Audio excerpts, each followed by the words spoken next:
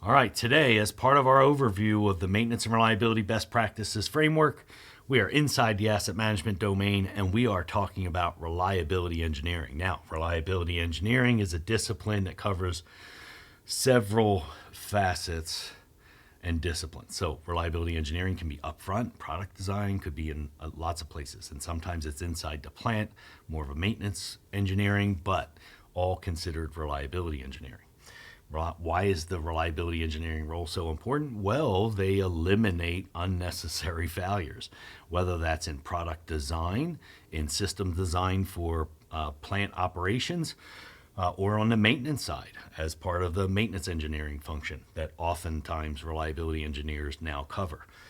So the reliability engineering function is an engineering process that enhances either product or system reliability by making sure it's designed appropriately. This goes hand in hand with design for reliability when it's in the upfront engineering process.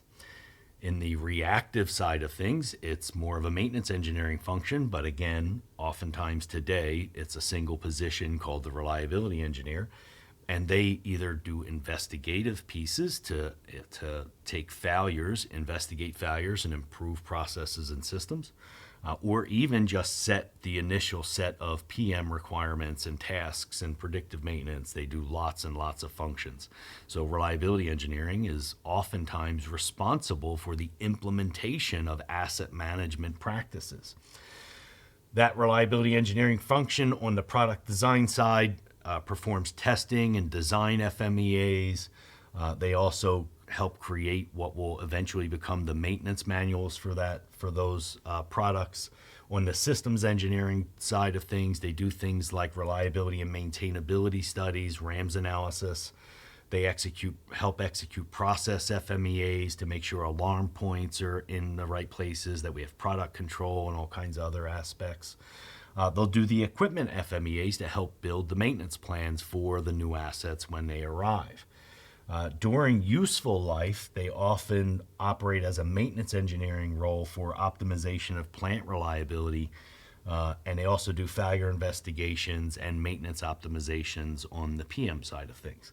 So incredibly critical role, a role that in some organizations based on size is often overlooked, but can add a ton of value. So reliability engineering as a discipline certainly adds value because it's a balance between risk and cost and what the value proposition of the assets are. So the organization creates goals, they buy assets, we have to operate and maintain those assets.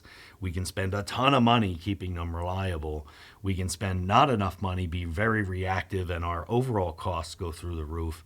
Or we can have the right balance between risk and cost. And the reliability engineering role helps create the appropriate balance of value against risk and cost.